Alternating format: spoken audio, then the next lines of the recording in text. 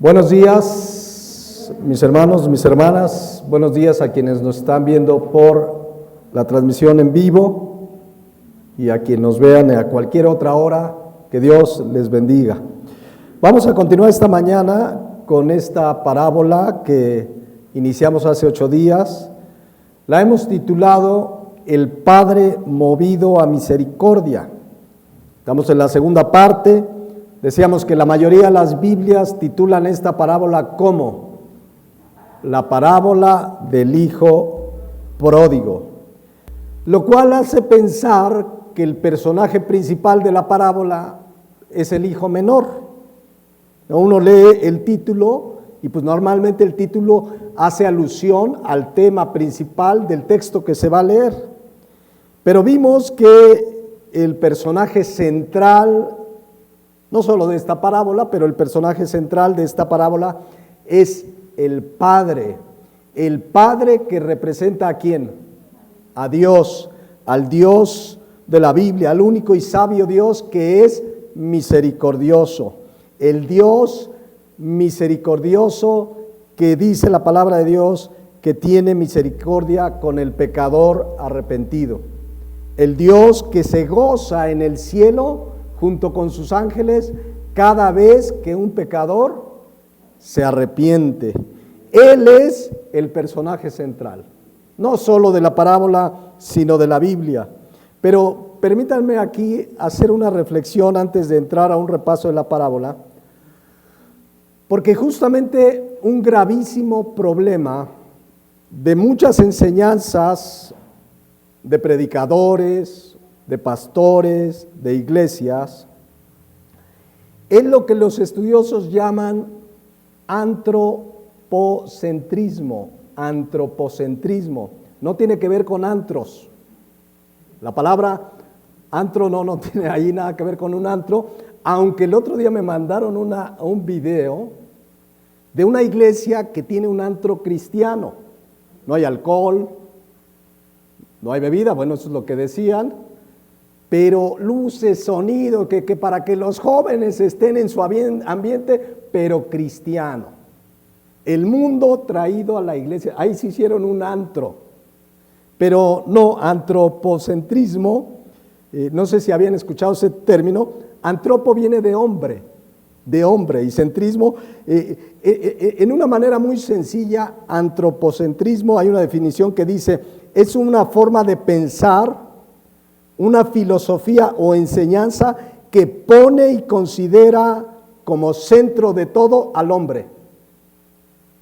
Eso es el antropocentrismo, una forma de pensar, de enseñanza que pone como centro al hombre, que pone al ser humano por encima de todas las cosas. El problema es que eso ha entrado a la iglesia.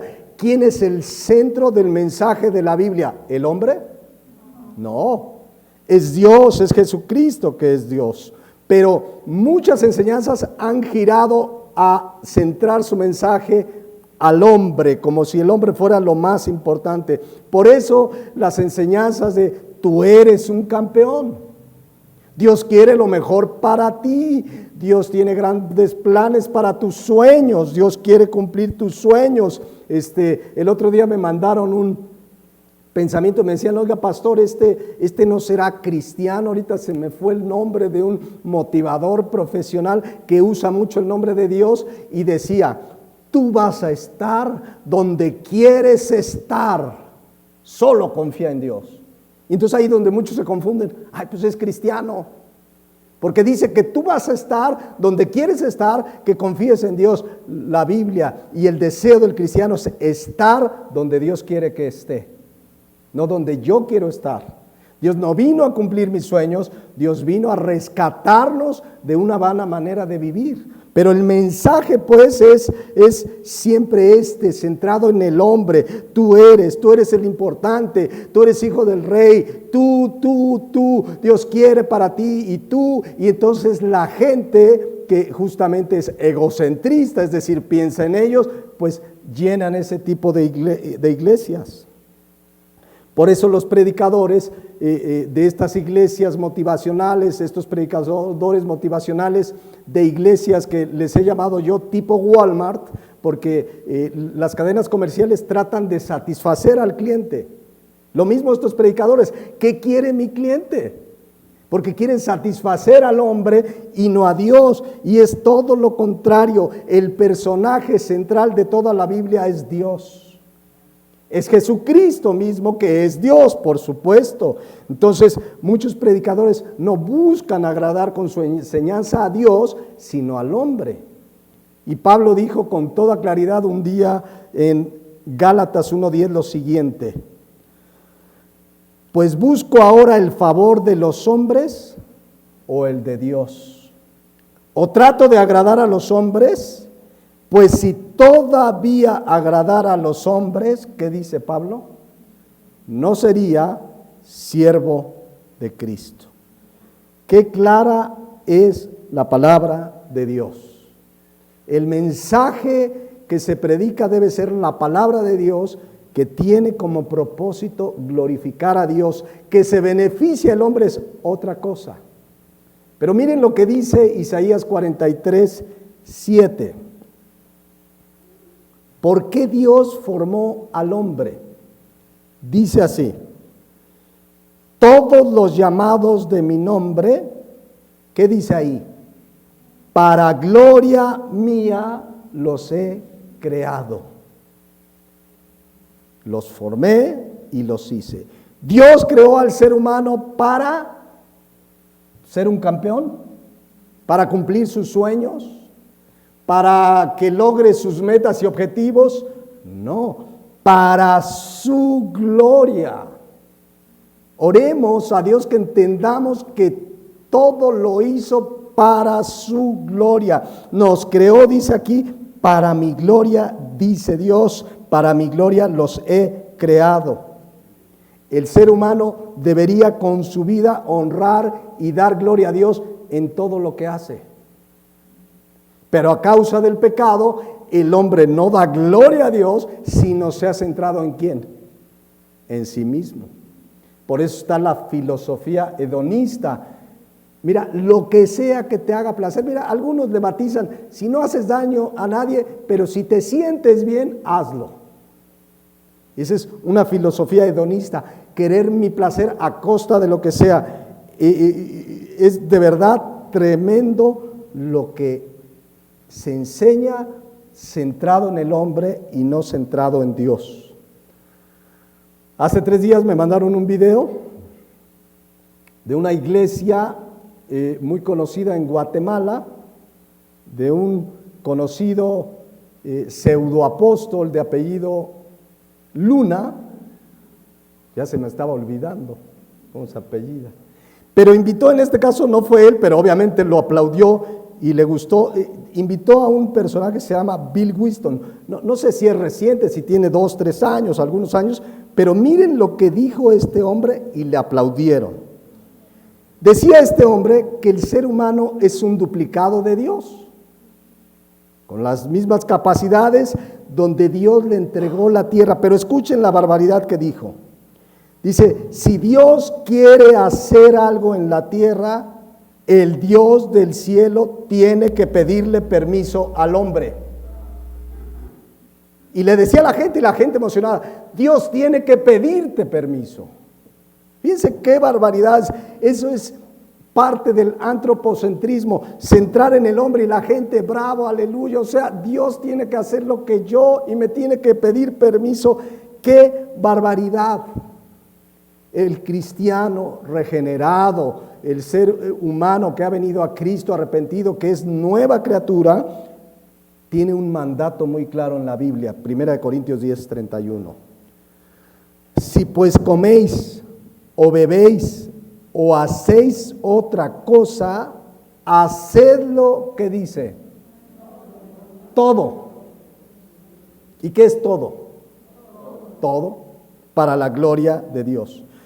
Todo lo que hagamos en nuestra vida como cristianos, eso debería ser el ser humano, pero el ser humano caído se ha centrado en sí mismo. Pero el cristiano debe saber que todo lo que hagamos debe ser para dar gloria a Dios.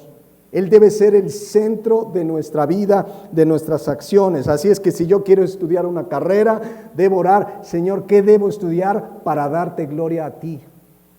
Si yo quiero casarme, Señor, me voy a casar, quiero orar para que me case con la mujer que tú quieres, que junto con ella te glorifiquemos, o si quiero buscar un trabajo, Señor, que en ese trabajo te glorifique a ti. Lo que sea, debe ser buscando que Dios sea glorificado en todo.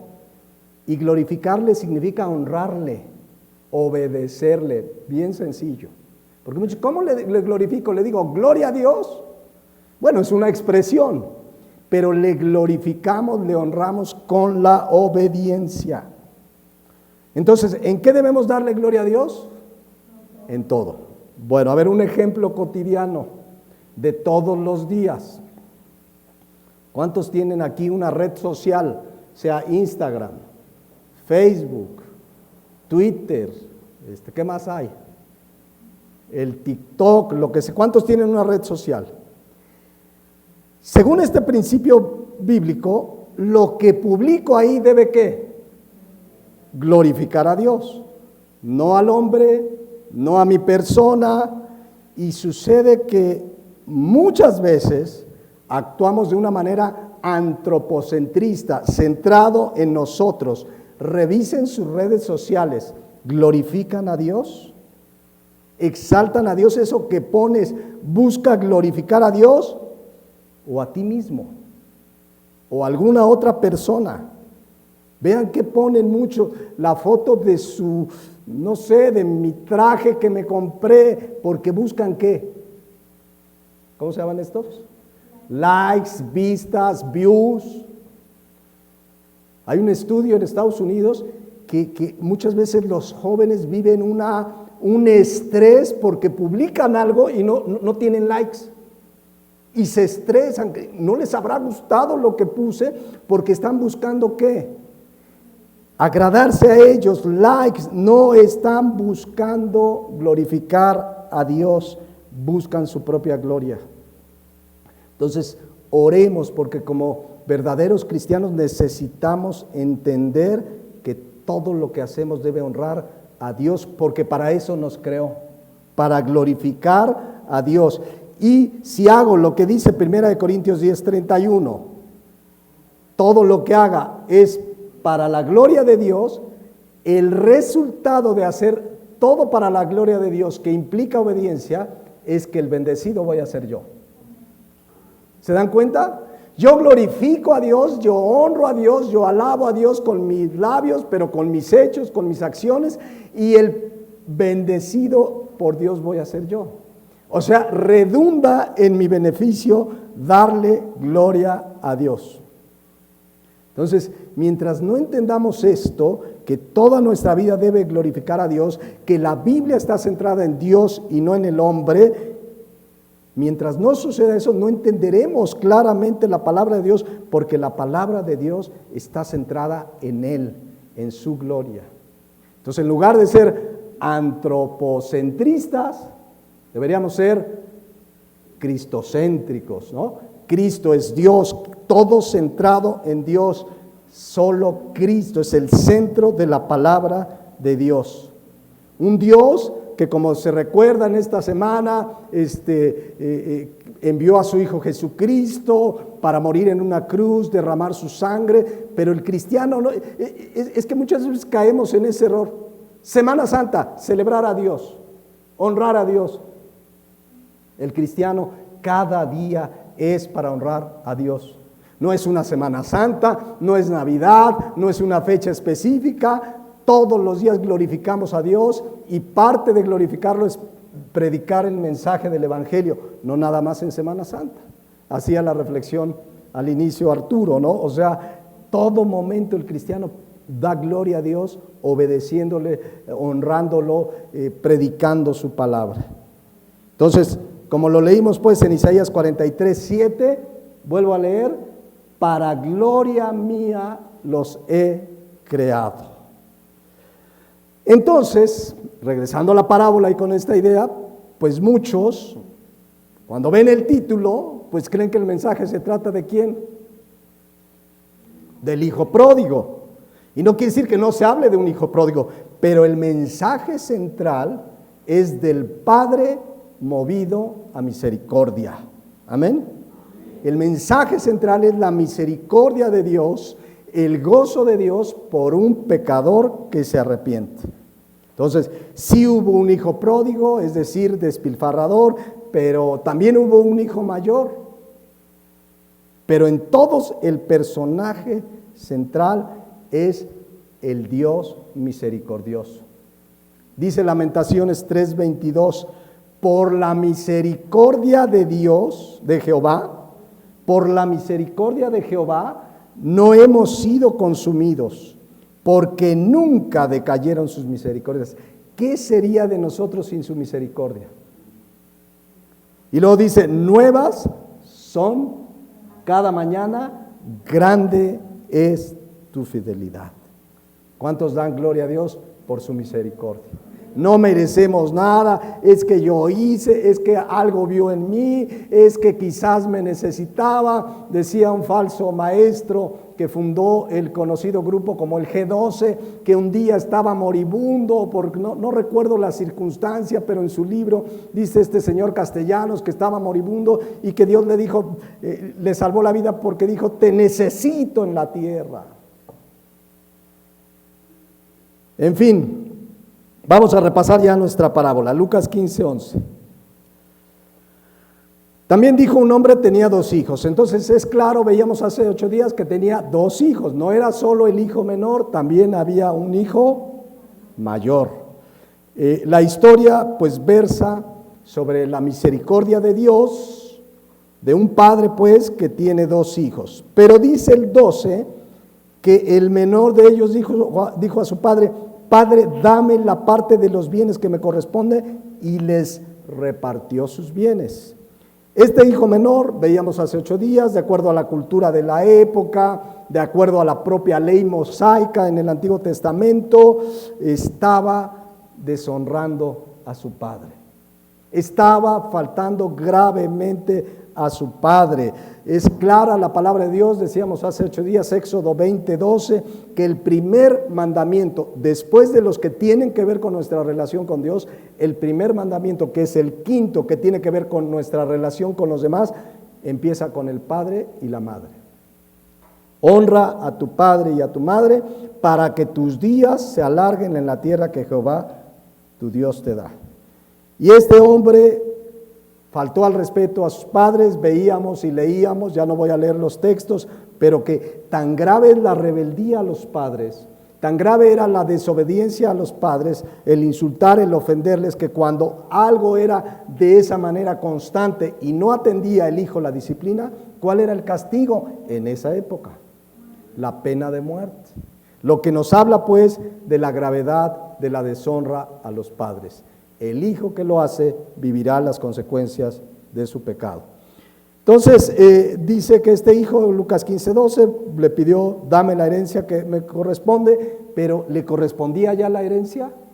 No, la herencia se da cuando muere. Entonces es una cosa como decirle, mira, como no te mueres viejo, pues ya dame mi lana. Y se la pidió, y ya vimos que bíblicamente el diseño de Dios es que los hijos se van de casa. ¿Cuándo? Génesis 2:24. ¿Cuándo se van de casa? Dejará el hombre a su padre y a su madre. ¿Cuándo dejan el hombre el nido paterno? ¿No? Cuando se una a su mujer y sean, dice aquí, una sola carne.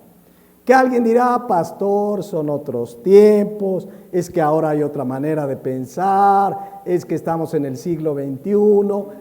Así hay mucha gente dentro de la iglesia que hace a un lado los principios, verdades, mandamientos, instrucciones bíblicas por el modo de pensamiento de su época. Y eso es ir en contra de la palabra de Dios, y eso es no creerle a la palabra de Dios, y eso es desobedecer la palabra de Dios, y entonces por la desobediencia viene el castigo. La bendición a nuestras vidas viene por la obediencia. la obediencia a Dios y a su palabra, que eso es darle gloria. Porque de repente te dicen, no, mira, ¿quieres bendición de Dios? Tú declara bendición todo el día. Tú levántate y di, declaro mi día bendecido. Lo declaro 10 veces multiplicado por 30 elevado al cuadrado. Y ya con eso dice, no, ya, súper bendecido, hermano. No, la bendición viene por la obediencia. ¿Quieres bendición? Obedece la palabra de Dios. Amén. Porque no te dan ahí, ahora en Facebook, hablando del Facebook, Dios bendecirá tu domingo, ponlo a todos tus amigos y serás muy bendecido. Y ahí la gente va, y ahí luego me caen de esas cadenitas. Mándaselo a 10 amigos, o dale, ¿cómo le llaman? Retweet, o dale like y envíaselo a otros más y vas a ser bendecido. No, la bendición viene por la obediencia. Entonces este hijo menor pues desobedeció, deshonró, le dice, dame los bienes que me corresponden, pero ya vimos que no le correspondían todavía. Según la ley mosaica y las costumbres de ese tiempo, pues era cuando muriera. Pero de hecho la expresión habla, regresando a Lucas 15:12, pues habla de una exigencia, dame la parte de los bienes que me corresponden. ¿Habrá hijos así? Que digan, a ver papá, dame, es que yo quiero ese cuaderno y ahí vas, mira, vamos a comprar el marca tal, porque no, yo quiero tal y tal marca, o quiero tales zapatos y tales tenis, y quiero tal teléfono, y si me vas a dar un no sé qué, mejor sí o no. Eso es una falta, exigen. Los padres, principalmente el varón, es el responsable de proveer lo necesario. Y si Dios bendice y hay posibilidad de tener alguna cuestión adicional, con sabiduría, administrando bien, pero no sujetándose el padre a las exigencias de los hijos. Ahí están los papás, le tengo que comprar esos tenis, ay, pero ya lo pusieron a 58 meses sin intereses. Y te dan una postal de Ronaldo. Y ahí van, o ahí vamos. Entonces, hijos e hijas, ¿verdad? No exijan a sus padres, colaboren para que Dios bendiga ese hogar. Y si un día hay para lo que quieres, gloria a Dios. Y si un día no hay, nada de exigir, dame. Los padres, insisto, sobre todo el varón, que es la cabeza del hogar, que es el responsable de llevar el sustento cada día, debe suplir primariamente para las necesidades de cada día. Amén. Entonces, este hijo menor, pues representa a la gente que se aparta de Dios. Así vive la gente apartada de Dios. ¿Ustedes creen que un incrédulo que no cree en Dios, que no se ha arrepentido de sus pecados, vendrá a la Biblia para ver cómo quiere que viva su vida? ¿Será que un inconverso viene, a ver, voy a estudiar una carrera, voy a pedir el consejo de la palabra de Dios, voy a pedir el consejo de alguien que me hable con la Biblia? No piden consejo, no lo hacen, viven apartados de Dios. Así es el ser humano. A este tipo de personas sin Cristo representa el hijo menor, que viven apartados de Dios. ¿La Biblia, ustedes creen que toman en cuenta la enseñanza de la palabra de Dios? Si muchos que se dicen cristianos no lo hacen. Por ejemplo, por dar un ejemplo, ¿qué dice la Biblia en Hebreos 10:25? Me van a decir, ahí va el pastor otra vez. Pues no soy yo, ahí lo dice. No la escribí yo. No dejando de ¿qué? De congregarnos como algunos tienen por costumbres, sino exhortándose, y tanto más cuando veis que aquel día se acerca. ¿Cuántos cristianos pudiéndose congregarse? No estamos hablando el que vive en Ucrania y que hay guerra y no pudo ir a su iglesia. Estamos hablando del que pudiendo congregarse, todavía sobre texto de la pandemia, que si está lejos, que si ahí es domingo, hace mucho calor, empezaron las vacaciones. Bueno, pretextos para no congregarse hay muchos. Pero ¿qué tal si van al cine? Hasta llegan antes, ¿sí o no? No, pues es que una película a medias, ¿a quién le gusta una película a medias? Porque a muchos sí les gustan predicaciones a medias. Ya al final viene lo bueno. Entonces, en fin, esa es la gente sin Cristo, vive apartada, sin Dios. Leíamos en Efesios 2, 12 y 13 que así vivíamos. Dice, en aquel tiempo estábamos sin Cristo, alejados de la ciudadanía de Israel, ajenos a los pactos de la promesa, sin esperanza y sin Dios en el mundo. Pero ahora, en Cristo Jesús, vosotros que en otro tiempo estabais lejos, habéis sido hechos, ¿qué? Cercanos por la sangre de Cristo. Bueno, Lucas 15, 12. Este hijo menor, llamado ¿cómo? Hijo pródigo, porque sí, pues tiene que ver algo con su conducta. Pródigo, ¿qué significa? Ya lo vimos hace 8 días. ¿Qué significa? Despilfarrador. Por eso el título, pero este hijo hizo algo mucho más que despilfarrar, aunque sí despilfarró su dinero, y ahorita vamos a ver de qué manera. Pero por eso insisto, el título del hijo pródigo no le hace justicia a la historia que cuenta Jesucristo. O no del todo, porque la historia versa sobre la misericordia del Padre. Porque acuérdense cómo surgió esta historia, con los fariseos que estaban enojados porque Jesucristo recibía a pecadores y a publicanos y estaba enojado, y en cambio les muestra la misericordia de Dios por un pecador arrepentido. Hasta ahí muchos quieren como que sacarle más enseñanza a donde no hay, porque el centro de la enseñanza es la misericordia de Dios. Porque sí he oído que dicen, a ver, ¿y por qué les dio el dinero? ¿Por qué no dijo, pues no, hijo, hasta que me muera? ¿No? La historia habla, en realidad, y está refiriéndose espiritualmente al ser humano que Dios le ha dado primeramente la riqueza de la vida. ¿Y qué hace el ser humano con su vida apartado de Dios? Ahorita lo vamos a ver, pero las desperdicia. Y entonces dice el versículo 13, no muchos días después, juntándolo todo, el hijo menor se fue lejos a una provincia apartada y allí desperdició sus bienes viviendo perdidamente. Finalmente el padre le da en esta historia la parte de su herencia que le correspondía cuando él muriera, y dice, le repartió sus bienes, o sea que también le dio al hijo mayor. Pero quiero que vean pues cómo este joven lo que quería ya era irse de casa.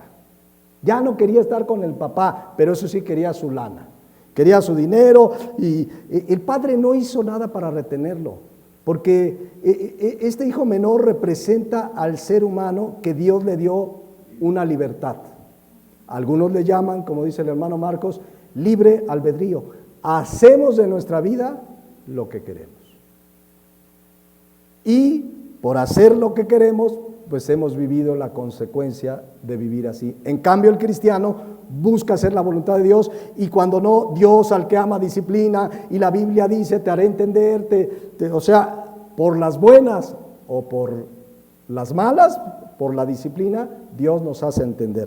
Pero bueno, este hijo dice aquí que no muchos días después, juntándolo todo, el hijo menor se fue lejos. O sea, el padre lo dejó. Si tú como padre tienes un hijo mayor que ya no quiere estar en casa, pues le vas a decir, mira, ora, mira, camina en el Señor, mira, ¿para qué te quieres ir?, etcétera, etcétera. Pero el hijo dice, ya me voy, y en rebeldía se va de la casa, pues allá él.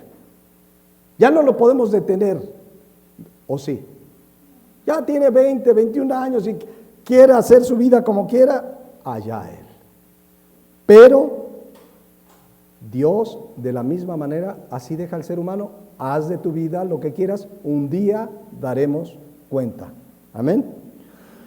Entonces, este hijo recibe pues, como dice ahí en el versículo 12, que ya habíamos leído, su parte de la herencia, y en el versículo 3 dice que no muchos días después, juntándolo todo, pues representa que Dios es el que nos ha dado todo, y comenzando por la vida.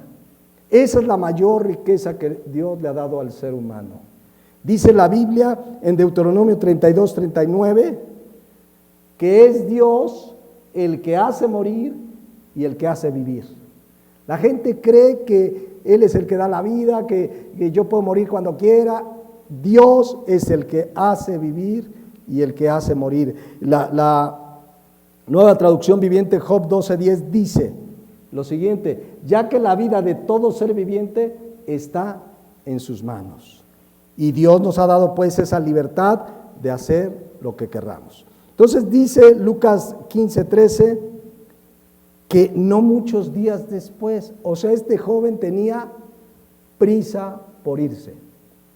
No muchos días después, juntándolo todo, el hijo menor se fue lejos. O sea, ¿por qué se tardarían? Dicen los conocedores y hacen un análisis de que generalmente las herencias pues tenían bienes materiales, a lo mejor un terrenito, a lo mejor le tocaba una casita, y si tardó en irse no es por falta de ganas, sino porque tenía que vender todo para llevarse puro efectivo. Ya vamos a ver para qué. Pero dice ahí, no muchos días después, juntándolo todo, o sea, tuvo que seguramente vender, etcétera. Ya cuando juntó todo, dice, se fue a vivir ahí cerca de su padre para que cualquier cosa, pues, ahí lo tenía en cerca, en corto, y poder volver a verlo en cualquier momento. ¿Así dice? No, dice aquí, se fue lejos a una provincia apartada. Ya leímos que la Biblia dice, dejará el hombre a su padre y a su madre y se unirá a su mujer. Pero no necesariamente cuando te casas, a menos que haya una circunstancia especial, busques, como dice el dicho, entre los parientes y el sol, entre más lejos, mejor. Y entonces hay quien te dice, no, mira, si te casas, ¿dónde viven tus padres? No, pues en el sur, vete al norte. O no te puedes cambiar de ciudad. Y de país, mucho mejor. ¿Sí o no? No, ¿pasarán estas cosas? Este joven dice aquí, sí pasan, que se fue lejos a una provincia apartada, donde nadie lo conocería, donde podía vivir. Una provincia apartada representaba una provincia gentil, donde no conocen a Dios, porque ¿qué quería hacer ese hijo? Vivir una vida, ahorita lo vamos a ver, desenfrenada, pero además se imaginan vivir en la misma ciudad con la cultura que había en Medio Oriente y en la época, dirían, mira, ahí va ese malnacido, ese hijo que avergonzó a su padre. Entonces se fue lo más lejos. Cuando alguien está en pecado, eso es lo primero que busca. De entrada, dejar de venir a la iglesia. ¿Sí o no? Se aleja de la familia, es que ahí me hablan de Dios. Tienes un hijo que está apartado de Dios, créeme que se va a alejar de ti. Es muy triste, pero oremos e insistamos, de si hoy tenemos las redes sociales, mándale un versículo, mándale un pasaje. Hijo mío, si no te arrepientes, hijo mío, arrepiéntete. Hoy que tienes vida hay esperanza. Pero cuando hay pecado, el ser humano tiende a alejarse, a vivir. El ser humano vive apartado de Dios. Y este joven se fue, dice ahí, lejos. Ahora, entre paréntesis, porque muchos dicen, no, el otro hijo mayor, ese sí fue un buen hijo. No, ese. ¿Ustedes lo ven aquí intercediendo al hijo? Que dijera, a ver, hermano, no te vayas. Hermano, hay que honrar al papá. Ya veremos en esta historia que el hijo mayor tenía lo suyo. ¿Qué digo lo suyo? Lo suyote. Ya lo veremos, porque no era el sensato, y porque muchos dicen, no, el hijo mayor, ese sí, no. Entonces, este hijo dice ahí en el versículo 13, y señalé en el siguiente versículo, la parte final, donde dice, y allí desperdició sus bienes viviendo ¿cómo? Perdidamente. ¿Qué hizo? Desperdició sus bienes. La palabra desperdiciar, diascorpizo, significa justamente, ¿qué creen? despilfarrar. De ahí que el título se tomó, ¿no? El hijo pródigo, el que despilfarró. No sabemos cuánto tenía de dinero, pero lo desperdició, lo despilfarró. Viviendo como, dice ahí, perdidamente. La palabra perdidamente significa en libertinaje. Muchos en el cristianismo malentienden la libertad que Dios nos dio. La palabra de Dios dice que Dios nos llamó a libertad. Y la verdadera libertad consiste en caminar en obediencia a Dios, porque es cuando soy verdaderamente libre. Cuando conozco la verdad, dijo Cristo, seremos verdaderamente libres. Pero muchos confunden la libertad con hacer lo que... Es que soy libre, es que Dios ya me hizo libre para hacer lo que quiera. ¿Eso cómo se llama? Libertinaje. Así hay hijos, ¿no? Que llegan, papá, es que quiero irme de la casa para hacer lo que quiera, porque aquí me siento oprimido, me siento muchas reglas, muchas normas. Lo que quiere hacer es vivir su vida. Y cuidado, el libertinaje es una característica de los herejes, de los falsos maestros. Dice Judas 1:4. Porque algunos hombres han entrado encubiertamente, los que desde antes habían sido destinados para esta condenación, hombres impíos que convierten en libertinaje la gracia de nuestro Dios. ¿Convierten en qué? Libertinaje. La versión Dios habla hoy dice, son hombres malvados que toman la bondad de nuestro Dios como pretexto para vivir ¿qué? Una vida desenfrenada. Pablo hizo esta advertencia en Gálatas 5:13, porque vosotros, hermanos, a libertad fuimos llamados, solamente que no uses la libertad como ocasión ¿para qué? Para la carne, sino servíos por amor unos a los otros. La versión Dios habla hoy dice, no usen esta libertad para dar rienda suelta a sus instintos. Hubo en el libro de Romanos, pues una serie de cristianos que decían, pues es que abundó el pecado, sobreabundó la gracia, o sea que si yo peco, pues más gracia de Dios. ¿Podrá pensar así un cristiano? Romanos 6:1 y 2, ¿qué pues diremos?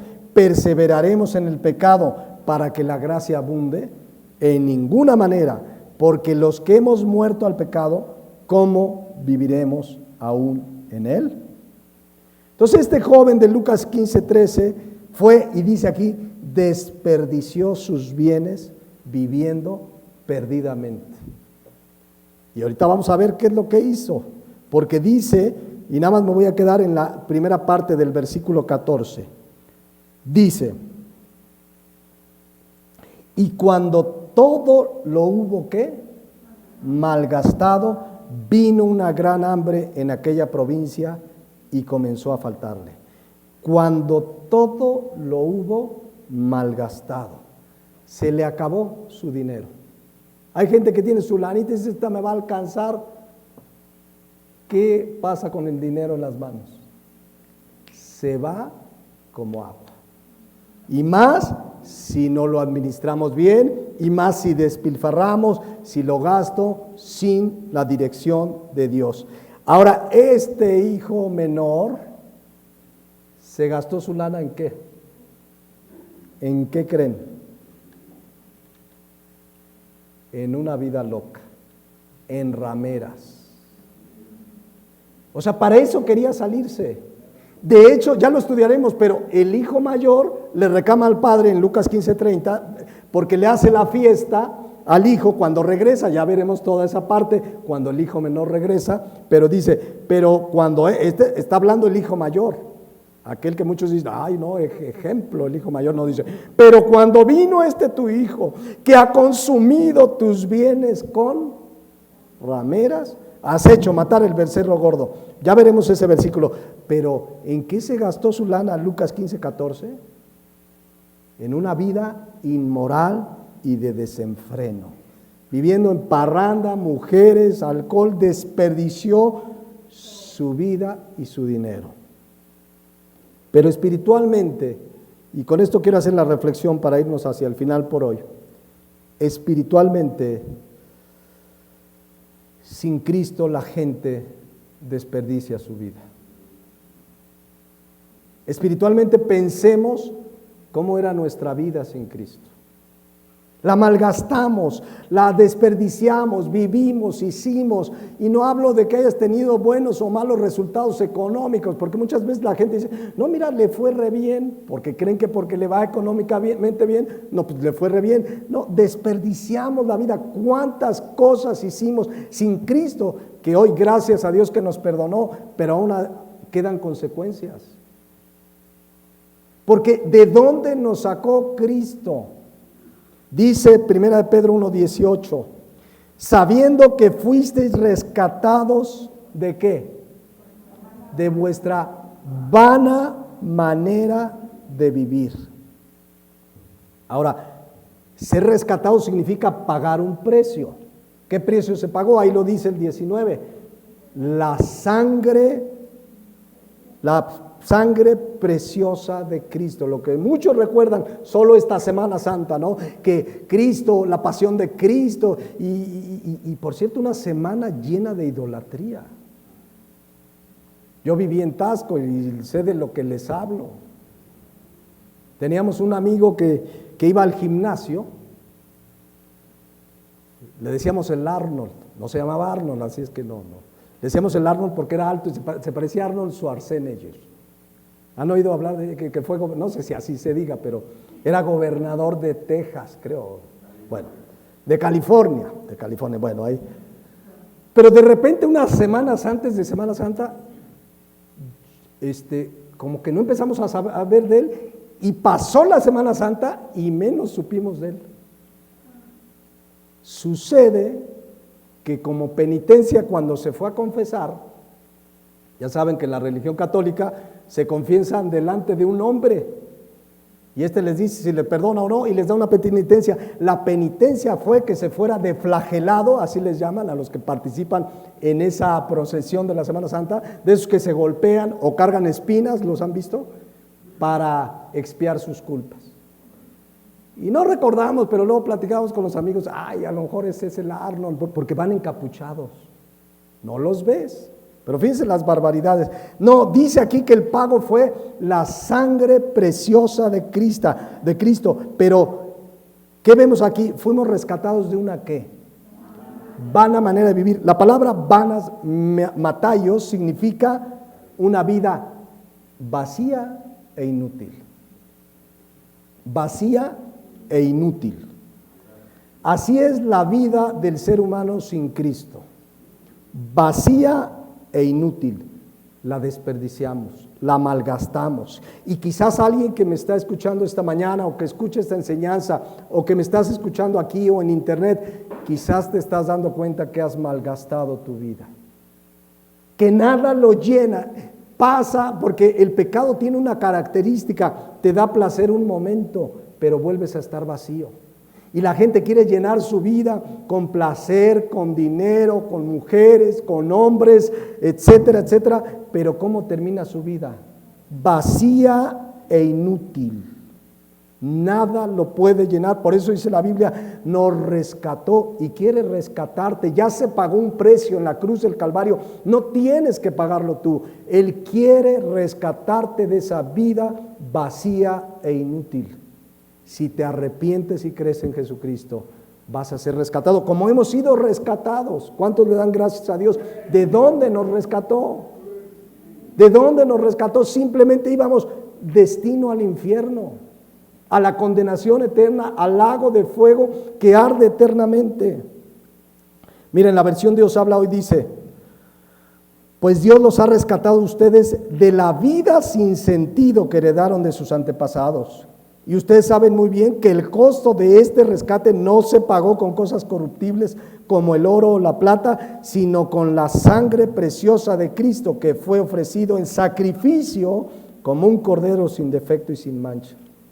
La Nueva Traducción Viviente dice, pues ustedes saben que Dios pagó un rescate para salvarlos de la vida vacía que heredaron de sus antepasados. Y el rescate que Él pagó no consistió simplemente en oro o plata, sino que fue la preciosa sangre de Cristo, el Cordero de Dios que no tiene pecado ni mancha. Lucas 15:14, cuando hubo malgastado todo, así se desperdicia la vida sin Cristo. Y a veces como cristianos, cuando nos apartamos de Dios, ¿qué hacemos con nuestra vida? La desperdiciamos. Un cristiano apartado de Dios se va al pecado, también desperdiciamos nuestra vida. Entonces, ¿qué necesitamos hacer? Venir a Cristo. Y si alguien que nos escucha nunca ha venido a Cristo, hoy es el día. Dice Juan 6:37, que el que a Él viene, ¿qué hace Cristo? No le echa fuera. Por eso dice Hebreos 3:15, si oyes hoy su voz, no endurezcas tu corazón. Deja ya de desperdiciar tu vida. Y quizás haya alguien aquí en esta mañana que dice, sí, he desperdiciado mi vida porque has hecho lo que quieras, no has tomado en cuenta la palabra de Dios. De una u otra manera, cuando hacemos eso nos parecemos a ese hijo pródigo. Aunque si bien representa al inconverso, muchas veces desperdiciamos todo lo que Él nos da. Entonces, si hay alguien que esté escuchando que diga, he desperdiciado mi vida, recuerda que Cristo murió en la cruz del Calvario para rescatarte de esa vida vana. Amén. Vuelvo a leer 1 Pedro 1:18 para que no se nos olvide. Fuimos rescatados ¿de qué? De una vana manera de vivir. ¿Qué precio se pagó? La sangre preciosa de Cristo. No tenemos por qué regresar a una vida vana y vacía. Dice 2 Corintios 5:17 que si alguno está en Cristo es ¿qué? Nueva criatura. ¿Y qué pasó con las otras cosas? Dice, las cosas viejas pasaron. No tenemos por qué regresar. Recordemos, se pagó un alto precio. Y fue la sangre de Cristo. Amén. Yo creo que aquí le vamos a dejar por hoy para entrar en 8 días a continuar la parábola, pero reflexionemos en esto. Si hay alguien que en esta mañana ha vivido sin Cristo, hoy es día de salvación. Él quiere sacarte de esa vida vana y vacía. Pero también como cristianos reflexionemos. Si estamos haciendo cosas apartadas de Dios y de su palabra, estamos malgastando, desperdiciando nuestra vida. Vamos a cerrar nuestros ojos y reflexionar y orar en lo que vimos. Les invito a que inclinemos nuestro rostro. Y primero el llamado es a cualquier persona que nos escuche aquí o en internet. Hoy te has dado cuenta que como ese hijo menor has malgastado tu vida, que la has desperdiciado y tienes una vida vacía e inútil. Debo decirte con toda claridad, para eso vino Cristo. Para eso se hizo hombre, se hizo obediente hasta la muerte y muerte de cruz. Derramó su sangre preciosa para pagar un rescate por ti. Ese precio fue su sangre para rescatarte de una vana manera de vivir. ¿Qué tienes que hacer? Cristo lo dijo, arrepentíos y creer en el Evangelio. Arrepiéntete, eres pecador. Lo que estás viviendo no es producto ni culpa de nadie más, sino de ti y del pecado que hay en ti. Y la única manera es arrepentirte delante de Dios y creer en el Evangelio. De otra manera, no solo seguirás malgastando tu vida, un día despertarás en el lago de fuego que arde eternamente. Pero mis hermanos en Cristo, mientras estamos reflexionando, meditemos en esto. ¿No será que en ciertas cosas de nuestra vida estamos desperdiciando nuestra vida?